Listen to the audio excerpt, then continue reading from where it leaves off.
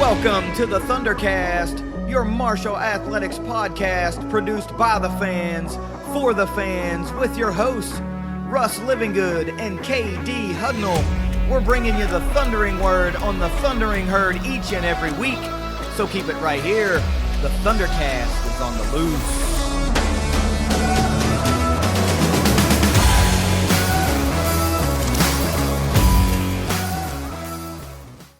Thanks for downloading another episode of the ThunderCast. You can follow us on Twitter at ThunderCast_pod. Links to all of our social medias are in the descriptions to all of our episodes. We sure would appreciate it if you go over to YouTube and subscribe to the YouTube channel. Still trying to get to 600 subscribers so that we can give away a couple of ThunderCast shirts.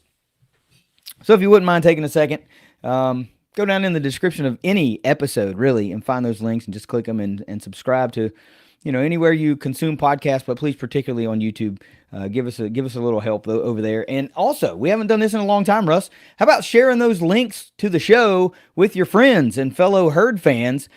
Because, hey, we kind of think we're the best thing going. So you might as well let your fellow herd fans get in on the fun too, and so they can start interacting with us on social media and listening and watching the show. Russ, we've got a game to preview. The herd is going down to Atlanta to face Georgia State, and we're going to have all the details surrounding that game. But before we can get into this, Cat, we've got to get a quick word from our sponsors at 304carwreck.com. If you've been hurt in a wreck, visit 304carwreck.com on the web or on Facebook. Jason and Matt are experienced injury lawyers in Huntington who practice throughout West Virginia, Ohio, and Kentucky. They can't protect you from bad drivers, but they will make sure you're treated fairly by the insurance companies. Find them at 304carwreck.com. All right, Herd and the Panthers. This is a big one in the Sunbelt East Division, as now all the games for the remainder of the season are going to be big games. Georgia State on the season, Russ, 4-1, 1-1 in conference. They started out 4-0 until they ran into the Troy Trojans last weekend and finally caught themselves an L, and that's a bad one to take because, hey, that's a conference loss. Game's going down October the 14th, 7 p.m. at Center Parc Stadium in Atlanta, Georgia. For those of you folks that may not know, this is the former home of the Atlanta Braves. The baseball stadium's been converted into a football stadium for Georgia State. The game is actually on ESPN2, which somehow has flown under the radar this whole time for me. I thought it was going to be like an ESPN Plus deal, and nope, going to be on linear television again. Here's the weird thing. I was just looking at this. I usually don't do this, but for some reason it popped up there, and I was checking it out. You can get tickets to this game for as cheap as $10, right? You can get an end zone, or not an end zone seat, but a seat like up from the end zone, which would be like equivalent to like 128 or something like that for Marshall, right off the corner of the end zone for as little as $10, and that seat is 11 rows up in the lower section. If you wanted to sit on the 50, you could get a seat for this game in lower level section 115, which is basically right on the 47-yard line in the fourth row for under $20. That is mind-boggling to me for a team of a matchup of two 4-1 teams that's going to have a lot of play here in the Sunbelt East Division. Russ, second all-time meeting between the Herd and the Panthers. Herd, of course, won last year in Huntington, 1-0. That a game that really didn't bust open for the Herd until Kalen Laburn took that one, what was it, like 83 yards or something like that? Remember, the safety was come down on a blitz, busted the game wide open. Herd ended up winning 28-23. What are you thinking about this one as we, lead into what does this one look like for you? There are some eerie similarities between these two teams, eerie similarities, which we're going to get into later, and it looks like there's going to be some strength on strength and some strength on weakness. So where can we exploit and capitalize and do what Troy did to put the only dink into their armor that they had going in? Well, hopefully this breakdown can kind of give us some clues for that. Yeah, we kind of see things the same at times, and oftentimes you might catch something that I don't catch, and vice versa. So you're right, man. When you get into the numbers and you look at what these teams are doing, there's a lot that they are very, very eerily similar. You know, even just the way they look is eerily similar at times. But for me, it's a couple of bullet points, right? This is number one, the biggest bullet point for this game, but it's not really the game per se. It is because of where it falls on the schedule. But now, Marshall's essentially playing for a championship every week because any loss could knock you out of playing for a Sun Belt Conference championship. So here we are, six game of the season, and the championship season has fully started, right? And number two, this is also the official start of the gauntlet of the next 6 games. And 4 of those are going to be on the road. It is not going to get easy at all. It's going to get really tough. This is where you look at that NC State game and you go, okay, well, if you're going to take a loss, take that loss because nothing is affected in the Sun Belt Conference standings with a loss to NC State. But you also will look at that and think, all right, hopefully they figured some things out and maybe pissed off. I don't know if you heard Coach Huff or watched his post-game presser. He talked. I think Luke asked, how did the guys respond? And Huff flat out said they're pissed off because they think they let that game get away. They didn't get beat. They let that game get away. So you go at Georgia State this week. Then you're home on the Thursday night against James Madison. Huge game. Then it's back-to-back on the road, Coastal Carolina and App State. You're home against Georgia Southern, who's doing really well. And then you're on the road to South Alabama. That's your 6-game gauntlet. We don't know what Arkansas State's going to look like by the end of the season. That's the finale for the Herd at home. But right now, I don't know what they are, right? I don't even think they know what they are. So these next 6 games are really the make or break portion of the season, without a doubt. Power index, coin flip for the Herd, Russ. 51.5% chance to win for Marshall on the road. All right, I don't really know what to think about that. Georgia State is -1 with an over-under of 55 points. So you're thinking, well, Vegas likes it as about a 28-27 game for the Panthers to edge out this home win.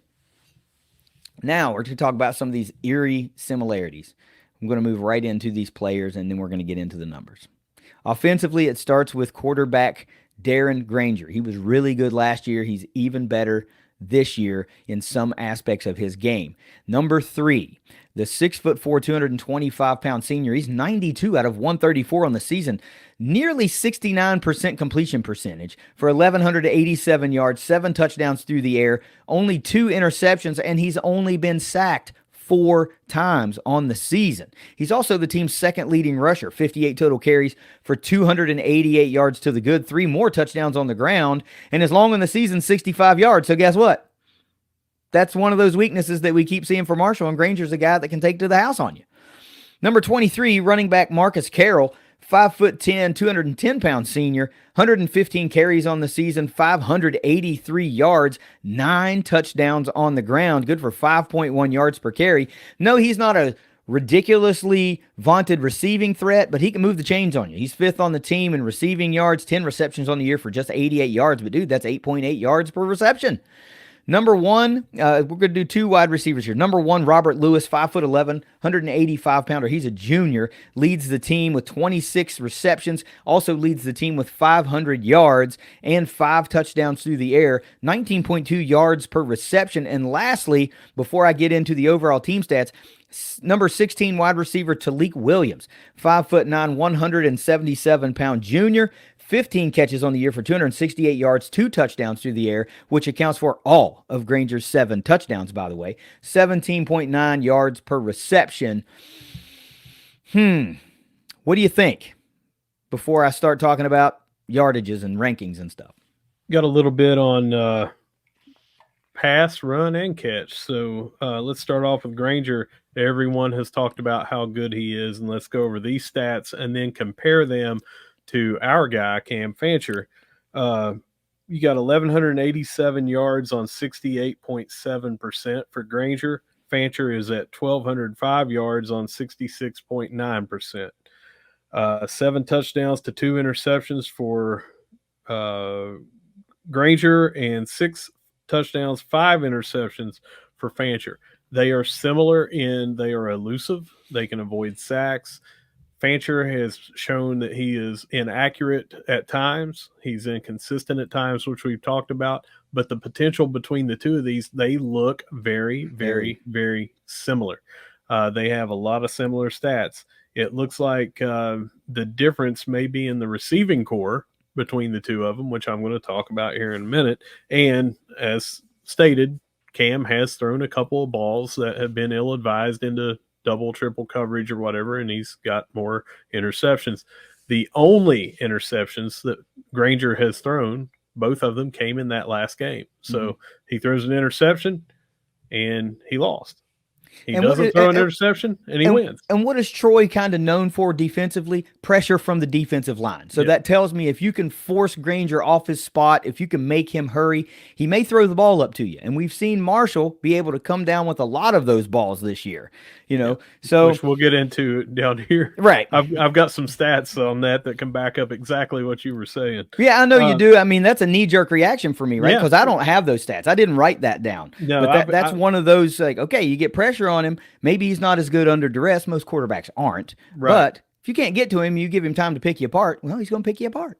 No, you're spot on with what will play out here later when we talk about defense and then matchup stats. Moving on over to running back. Mirror images right now between what's his name? Marcus Carroll? Marcus Carroll. Yeah, I don't have it on here. It's up there. Marcus Carroll and Rasheen Ali. Listen to this. Both at 5.1 yards per carry, both with 9 touchdowns. Longest runs, Carroll 63, Ali 61. The only difference is Carroll has just a little more carries on the year. He's got 583. Flip a couple of those numbers for 538 for Ali. Very similar. If we're talking about how great Granger is, and we're just a step behind there on interceptions and such with Fancher, and we're talking about how great Ali is, and look, it looks like a mirror image on stats over there with Carroll. Again, looks like a toss-up. So over on receiving, what we were talking about, you mentioned it there. Robert Lewis, 500 yards, 26 receptions, 19.2 per catch, and 5 of their 7 touchdowns. He has a long of 97, which was in that Troy game. Or maybe it wasn't the Troy game. I don't know. I'd have to go back and look at his game log. Talik Williams has the other 2 touchdowns. He has a long of 78. 15 receptions for 268 yards, 17.9.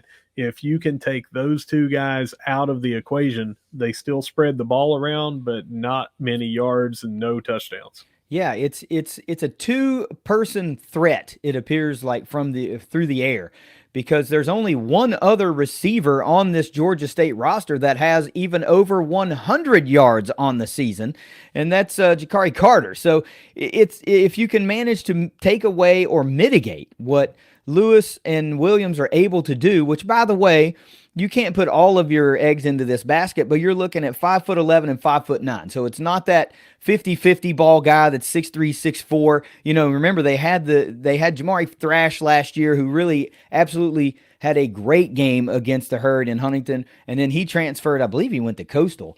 But that huge weapon for them is gone, and they had to have a couple guys step up. They have had those guys step up, but if you can mitigate even what one of those guys is able to do, you're gonna have a lot more success than otherwise. I'm thinking Jamari Thrash went to Louisville. He may have. I thought somebody went from Georgia State to Coastal. Maybe I'm just thinking of somebody else. I don't know. Thrash might have went to Louisville. I don't know. I'm fairly certain that Jamari Thrash was on Louisville when I watched the Louisville and NC State game. I mean, I don't have the greatest memory in the world, but it'll be the only mistake you ever made on well, this show. It's been a couple of weeks, so I was due. I might as well make Georgia State fans roll their eyes and go, geez, these guys don't do their research at all. But no, I'd like everyone to try to keep track of the thousands of players that go into the portal and go elsewhere. We're not 100% here, but that's all right. Whatever. So let's talk about some overall rankings and some stats of what these guys do as a team. Here's the deal where we can start now getting into trends, okay? On the season, this Georgia State offense is averaging 31 points per game, which looks really good. But on their last 2, they're averaging just 12 points per game, right? That's a 7-point output against Troy, and I think it was maybe 17 points or something against Coastal. I mean, they're trending downward, and this is a Sun Belt conference, that we're into now. So maybe they don't match up as well as they did against some of those teams in the out of conference. They had 30 against Coastal. Oh, and then it was wait, They held it was I'm sorry, it's not Coastal. They beat Coastal. That's my 30, fault. 30 to 17. So Yeah, here's what it is: 42 to 35, 35 to 14, 41 to 25, 30 to 17, and then a loss 28 to 7. yeah. So it's That's it's right. only this game has kind of brought them down below Yeah, that I'm sorry. mark. I tell you what I did. I looked at Coastal's output and added it to Yeah. Georgia State. So anyway, they're still trending down a little bit now in the past week or so. And what does that tell me? If Marshall can get it right, if Marshall can soundly tackle, play good coverage, then they have an opportunity to keep that trend alive. Now, the Herd over that point, over that same 2 week period, is allowing 38 points per game. It's a big offensive output against Old Dominion had a big offensive output, and then of course NC State had a big offensive output.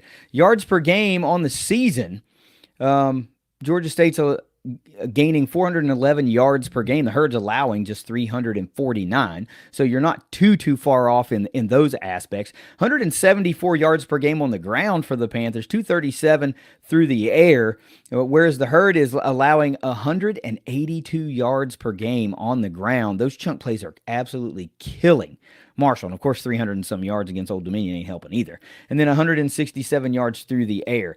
Time of possession, Georgia State not very good. 114th in the country with just over 27 minutes of possession per game. The Herd, by the way, number 16 in the country in time of possession with over 32 minutes per game. And you mentioned they're just very, very good and very similar to Marshall offensively. Do you have any other notes here that you want to talk about? All right, let me have Yeah, them. I got some team stats and rankings here, and a lot of it you just said some of them, but I've got the rankings with them. Marshall's offense, 31.6 in the country. That's good for 50th.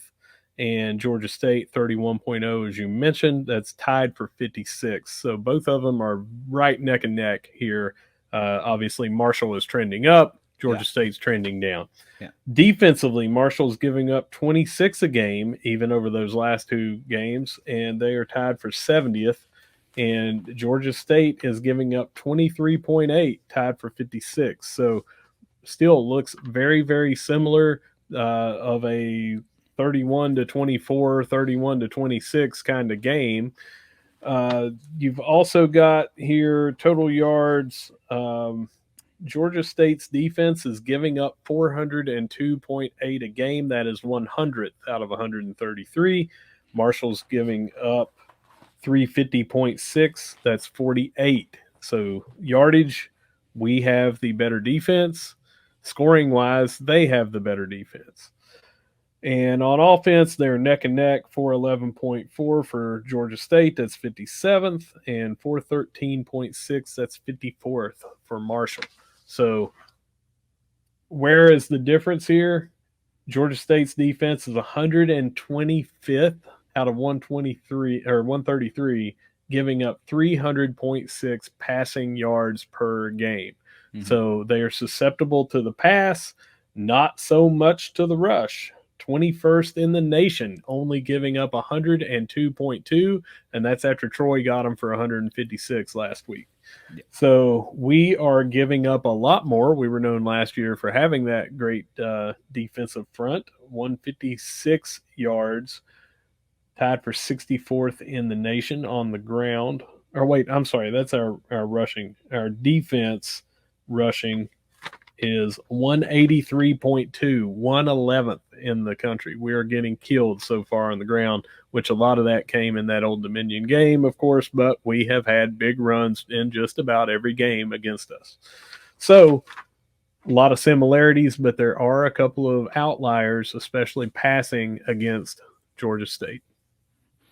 Well, if you listen to Huff's post-game presser, and they talked about, I think again it was Luke Creasy that asked the question: did they feel like they had to kind of go away from the run in NC State? And Huff responded. He said, "We went away from the run on Sunday. because we knew they were really good at the run, and the pass was a huge part of their game plan. I feel like it's going to be a very, very, very similar approach this week because he mentioned it. He said, well, you've got a quarterback that can spin it pretty good, talking about Cam.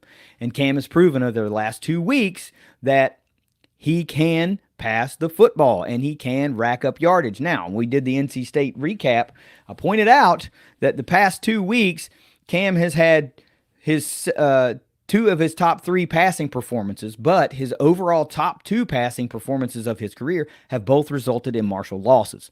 So how does that translate to this one? We don't know, because he could go out there and throw for 400 yards and have 5 touchdowns. But he could also go out there, have 50 pass attempts, be sub 50%, 3 interceptions, and you just don't know how it's going to play out. But it does feel like that the pass is going to be emphasized a little bit more. And he talked about speaking to Ali going into that NC State game and saying, hey, there might not be a whole lot of opportunities for huge plays. You may have to go out and get that tough 4 yards or that tough 5 yards, and you'll have opportunities to maybe get that 10, 11, 12-yard run.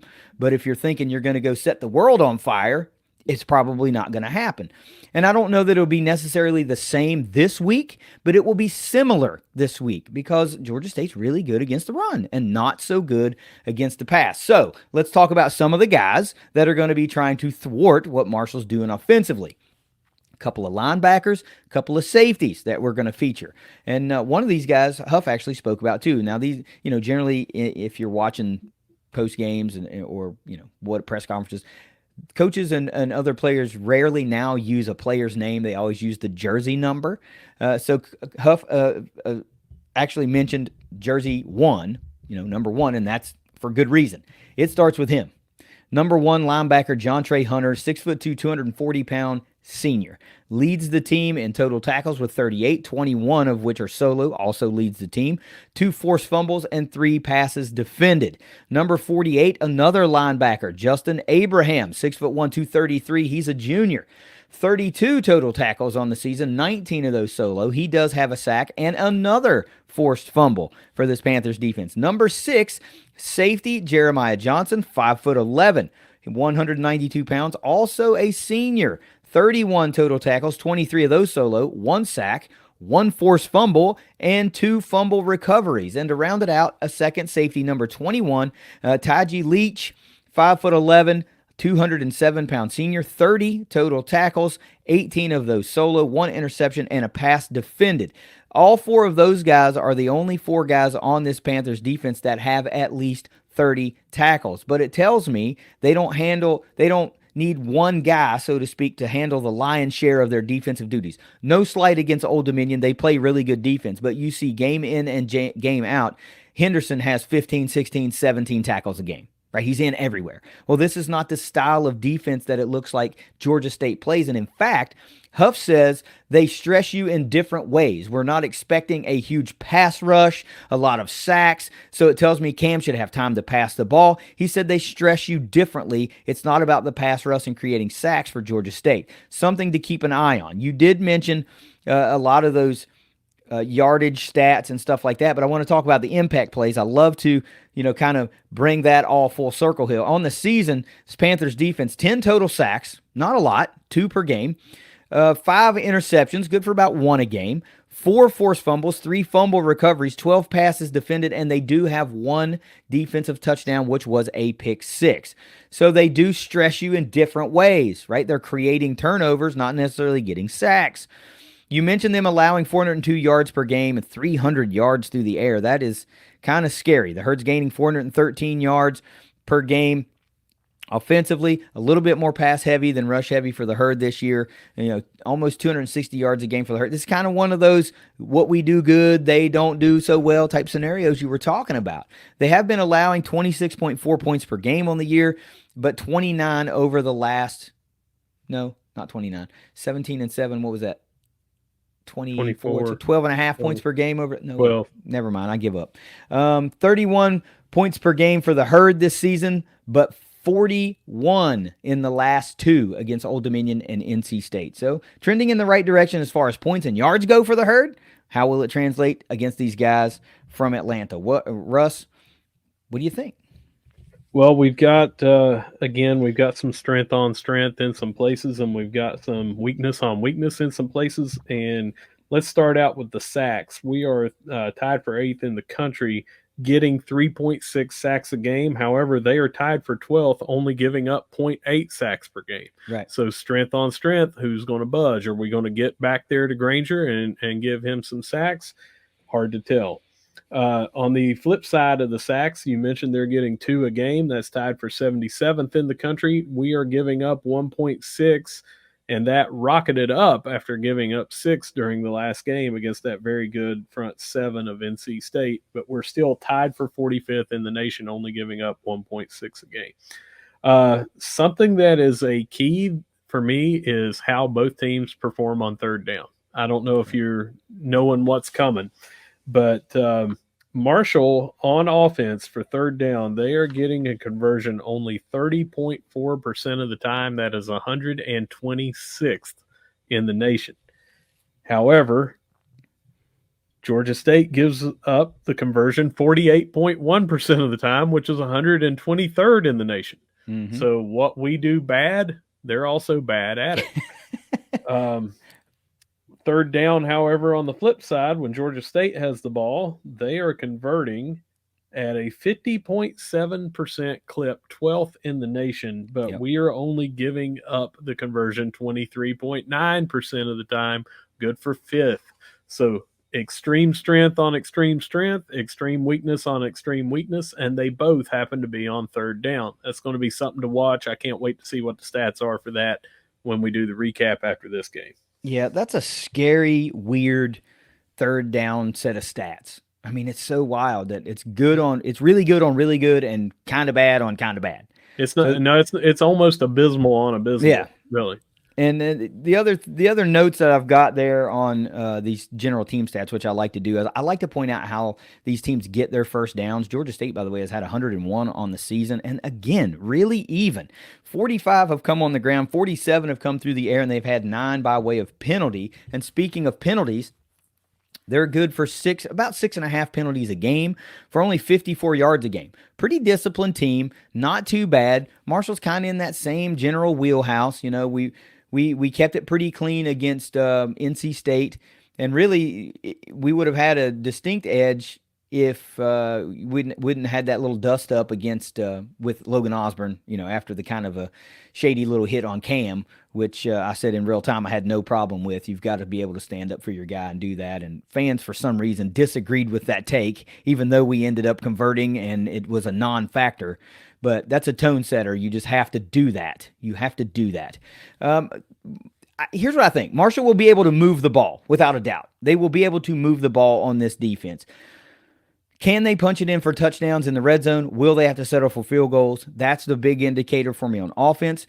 Number 2, can this defense stop that big play that we've seen all year long?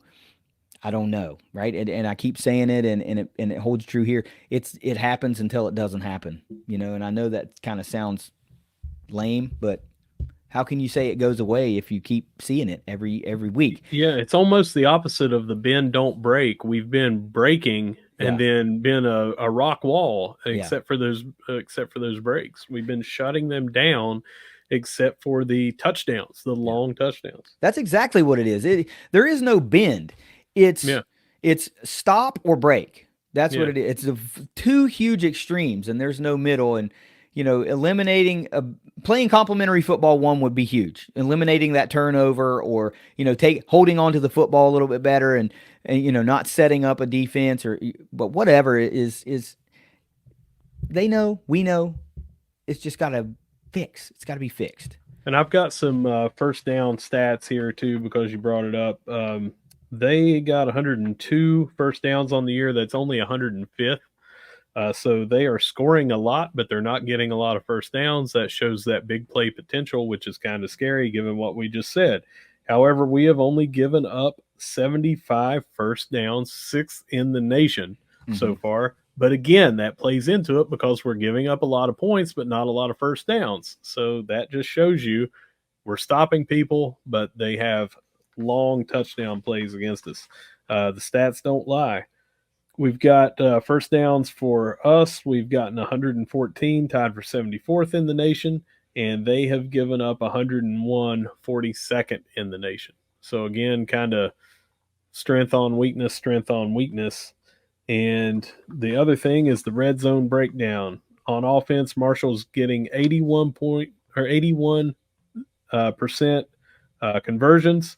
They have 8 rushing, 4 passing, and 5 field goals in the red zone. They're 17 out of 21. That's tied for 83rd in the nation. Mm-hmm. Listen at Georgia State on defense, 64.7%. 2, 5, and 4 on rushing, passing, and field goals. That's 11 out of 17, 10th in the nation in stopping in the red zone. So that can play here as well. 83.3 for Georgia State, 9, 2, and 4, 15 out of 18, tied for 65th. Again, that's not too terribly far off of what we are. And then 78.6 for us on stopping, 2, 5, and 4, 11 out of 14, 49 in the nation on red zone defense. Yeah, I mean, I can't take away what these guys are doing because they actually went out and played and put these stats up, right? So you can't just discount it. But what I will say is Marshall has played a far tougher schedule earlier on than at least in the out of conference than Georgia State did. They were able to get Coastal, and they did that by basically shutting down the run game of Coastal Carolina, and they just did not allow Grayson McCall to light them up through the air. He still went for 245 and a touchdown, but it wasn't 245 and 4 touchdowns. You know what I mean?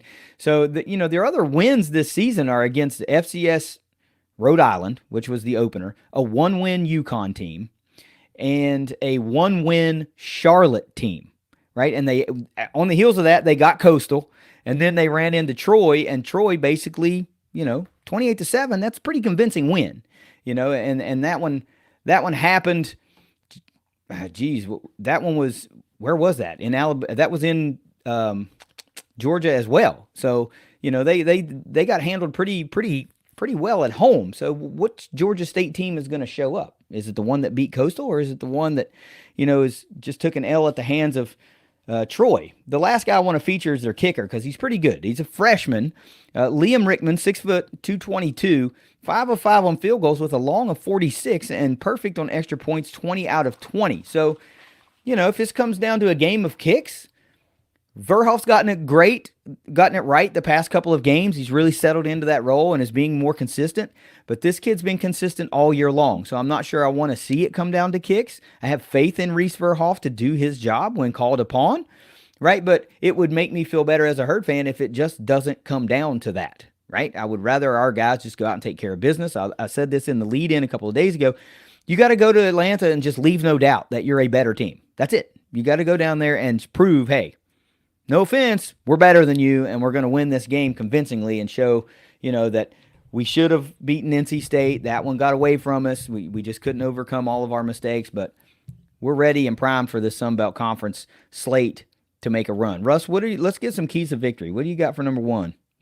Number one, I've got that we've got to create turnovers on Granger. As I mentioned, the only loss that they've had this year, he coughed it up 4 times. He recovered, or one of those fumbles were recovered, but he lost a fumble and 2 interceptions, and they lost 28-7. He got rattled, and I think that that's what you have to do is get some turnovers on him, take him out of his game. Yeah, it feels like that.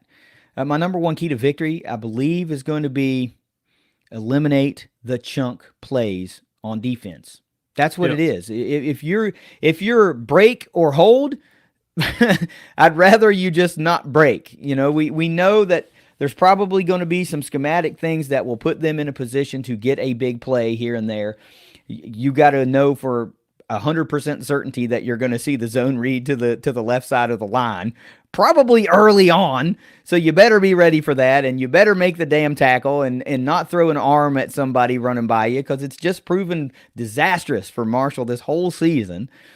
But Huff also mentioned that Granger is an improved quarterback from last year. He's now not an athlete, just being an athlete that's a quarterback. He's playing the quarterback position. And what he means by that, and what he said was, he's now going through his reads. He's going through his progressions. He's finding the open man. So he's playing quarterback. So there are going to be opportunities for him to find spaces in the herd pass secondary, and there are probably going to be running lanes when the coverage is good. So you're going to have to be able to eliminate those chunk plays. That to me is the single biggest key to victory for Marshall, because hey, we turned the ball over 3 times, not counting 2 stops on 4th down against NC State, and we almost won that game. So this week it's not the turnovers as much as the chunk plays. What's your number 2? Well, it wasn't my number 2, and I don't have these ranked, but it was exactly what you said, is you have to stop those big plays that you give up on defense. And it seems like not as much of being out of position. It seems to me like being too aggressive or over pursuing. And that's from going back and watching. And I'm, disclaimer, I am not a head football coach. I'm not a defensive coordinator. I'm not any kind of coach whatsoever. But it just seems to me like we have over pursued because we have such an aggressive speedy attacking defense. So just maybe a little more patience. I don't know. The coaches hopefully do. The players hopefully do. But we've got to eliminate those big plays. Yeah. Number 2 for me is I think the herd has to win 1st and 2nd down on both offense and defense. Marshall has been terrible on 3rd down on offense, and generally it's because we're in a 3rd and medium to 3rd and long. Now, there have been times we've been 3rd and 2, 3rd and 1, made a bonehead call, and it bit us in the ass, right? So if you learned anything from NC State, it's when you're in 3rd and short, don't get cute, don't get creative, convert the damn ball, convert the damn 3rd down, and live for another series, right? If that's what you want to do. Now, yeah, you can tell me, well, but KD, if it works, then it looks great, and you're really happy about the play call and yada yada yada. Well, I'm not there right now. We're not built that way. It doesn't seem like, at least through this part of the season, at least up until this point. If you're 3rd and 1, line up and get the damn yard, right? And let's start it all over at 1st and 10 and do it again. All right. But on defense, it feels like you've got to win that 1st and 2nd down, keep them in 3rd and long, that 3rd and long medium, 6, 7, and then 3rd and long, because our defense is really great on 3rd down, but theirs is really good on 3rd down. So the longer the conversion, the tougher it is for them to be able to pick it up. So win 1st and 2nd down on both sides of the ball for the herd. What you got number 3? I got that we can't leave points on the board, and in doing so, we need to convert those points in the red zone, make the most of our opportunities that we get. If you get down there, it would be better to come away with 7 than 3, and 3 instead of 0. Obviously, I'm not telling anybody watching or listening what they don't know, but when you look at our red zone percentage, we are leaving points on the board. So we definitely have to convert and maximize those red zone attempts. Yeah, I would definitely concur with that. It feels like red zone opportunities are really going to be magnified in this game. It just feels that way. I don't know for whatever reason, but it does feel that way. Number 3 for me,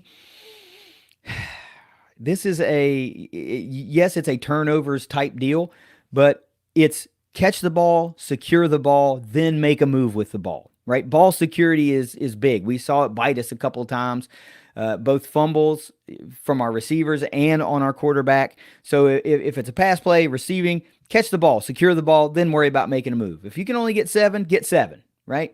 Let's not kill ourselves by trying to stretch for that extra yard. I know situationally sometimes you want to do that. 3rd and 8, you run a 6-yard route, you need to get that other 2 yards. My question would be, why are you running a 6-yard route when it's 3rd and 8?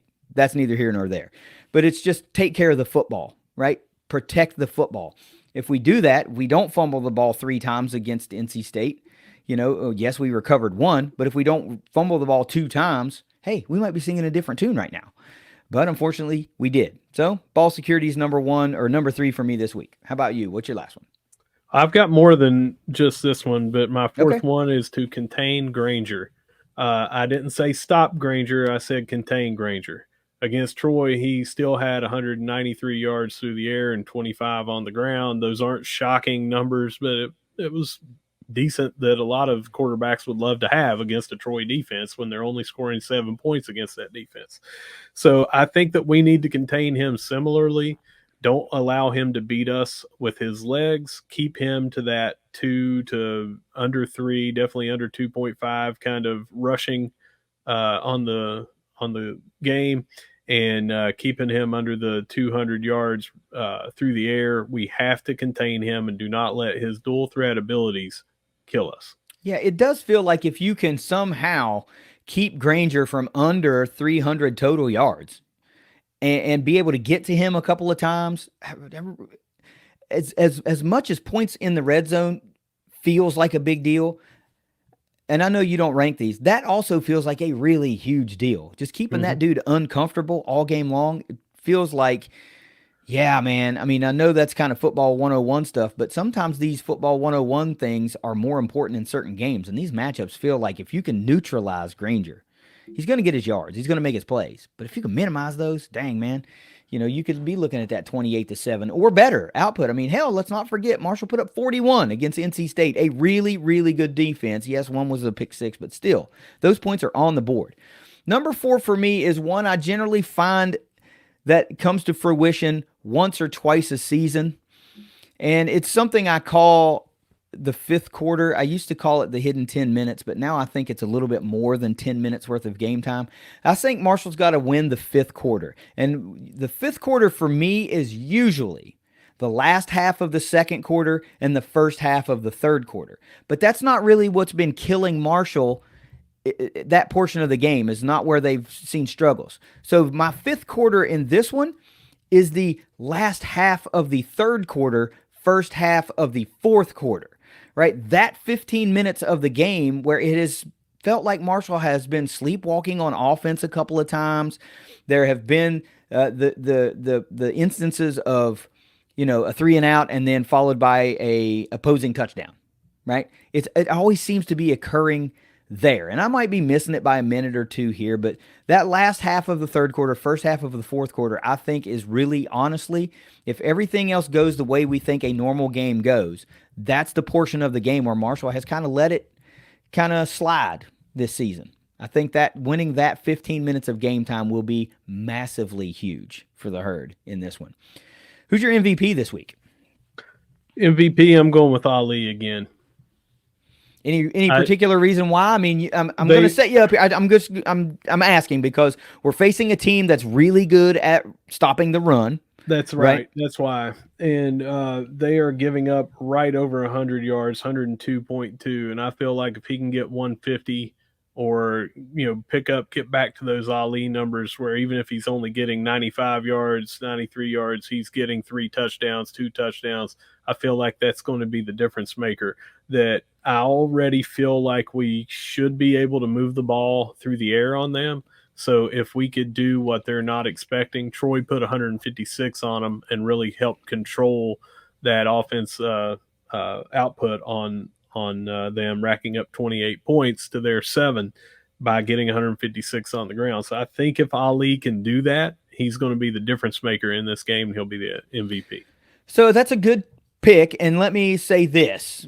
Also, I picked up from Huff's presser. Somebody asked him about injuries, and he said everybody that is able to go will go. That means, we saw Ali out in the second half a lot against NC State. Apparently, he's not dinged up bad enough to miss time in this one, so that's a go. Cade Conley should make a return for this one. So everybody that Huff said suffered some sort of an injury, even minor, they're all a full go. He actually even said Conley wanted to go against NC State, but they made the choice to protect the player and let him get healthy as opposed to trot him out there and maybe have something worse happen to him. So hats off to Coach Huff, hats off to that training staff for player safety, and his own personal welfare goes in front of playing in a football game. Shout out to them for that. That's big, because Cade Conley's been a huge weapon for the Herd. It would have been really easy to go, all right, you're a go, you're good, go in there. So everybody should be back to full strength. Well, I don't know full strength, but good enough to go. There should be no scratches for the Herd offensively, defensively, or on special teams for this one. Should not bode well for the Georgia State Panthers. I bet you there are a few guys that they would like to see not dressed for the Herd. But I'm going to go with Cam Fancher because he's had the hot hand 2 weeks in a row with two teams that look very, very similar. This looks like a quarterback showdown of sorts. Cam Fancher versus Darren Granger. Of the two similarly built, similarly producing quarterbacks, who's going to have the better game? And it's going to be tougher for Cam because he's on the road. It's always tougher on the road, right? If the turnovers go away, if the bad interception, the toss into triple coverage goes away, this could be that breakout game for Cam Fancher. This could be that 300 yards passing, 100 yards rushing game for Cam Fancher, right? And I think he needs that. He's played really well, but there are still those folks that don't believe he's the guy. And if he's able to do this, go on the road, Georgia State, 4-1, put up 400 and some yards of total offense, 3, 4, 5 touchdowns, I don't know how you argue against it.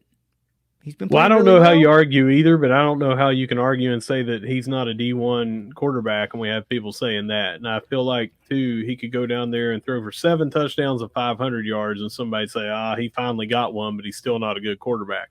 And that has nothing to do with him. It has everything to do with the commenter.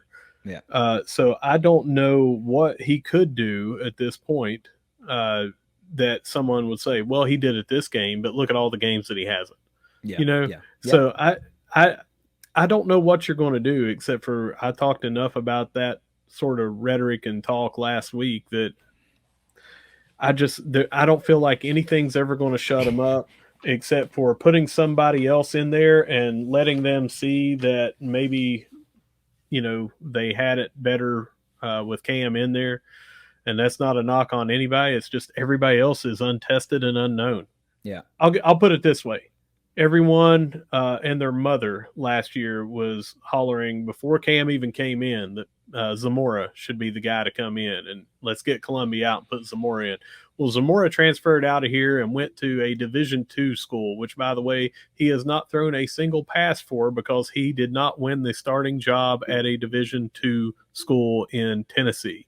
So if anyone is looking for this should be the guy, and you haven't seen him play, that ought to be Exhibit A for you right there. You don't know what you got until you see it in there, and we haven't seen it in there. Every one of us want every single quarterback to succeed, but we want the best player and the best opportunity to win to be on that field. Yep, that's true. And if you look at this overall, it really is looks like a matchup of a showdown of quarterbacks, but it's also a showdown of running backs. Mm-hmm. And it's also a showdown of a couple of linebackers and a showdown of a couple of safeties. So it's weird how similar these teams are, who's producing for these offenses and defenses, and how similarly we're doing the same thing. It's pretty wild. But give me Cam this week. I like the hot trend to continue.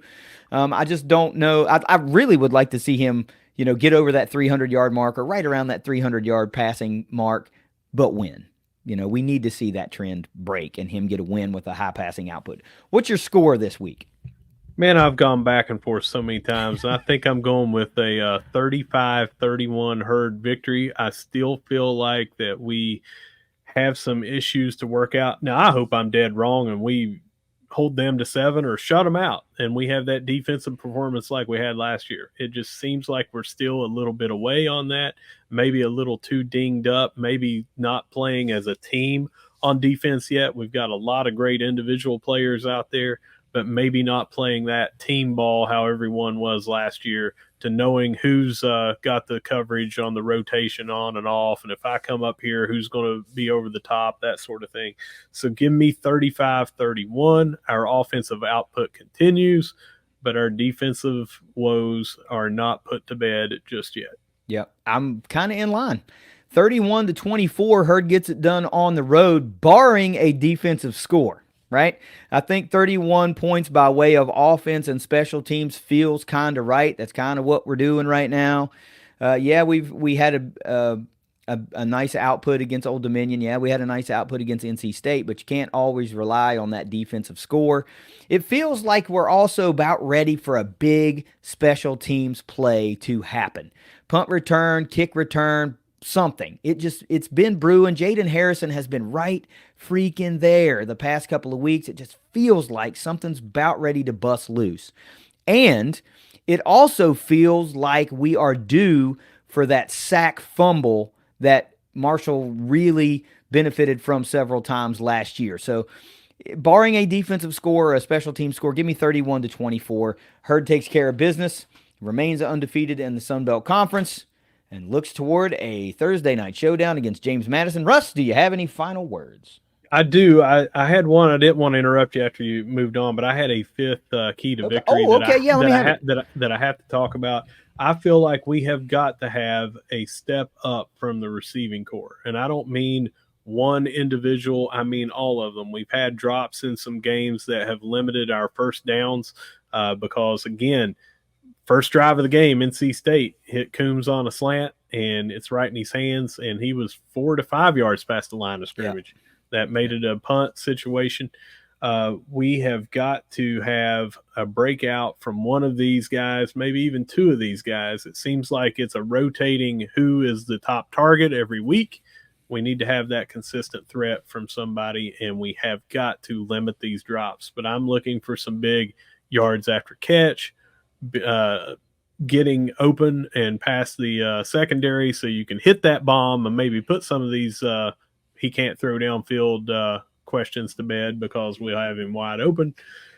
We've got to have something from this wide receiving core against this, 125th ranked against the pass defense. We have got to have somebody step up and capitalize. It feels like it needs to be a collective effort.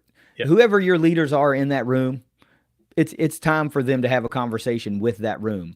And collectively, it's more sure-handed catches, you know, running crisper routes. And again, I'm going to say it again. It also falls on your quarterback to fling the freaking football and let these guys go get it for you. I think we've missed on several explosive plays because Cam has underthrown a ball, you know, and several more that were incompletions. I mean, underthrows were still completions, but several more that were incompletions because you just don't fling it to a guy. So, hey, I like that point. What do you got for some final thoughts? Final thoughts are it's always harder to win on the road. And this team came up here and put it to us in the first half of last year. And it's an improved Georgia State team from what they were last year. So this is not going to be easy. And I think that we can still go down there and start to put some of these things together. Have still not played 4 straight quarters of Marshall football, putting it all together.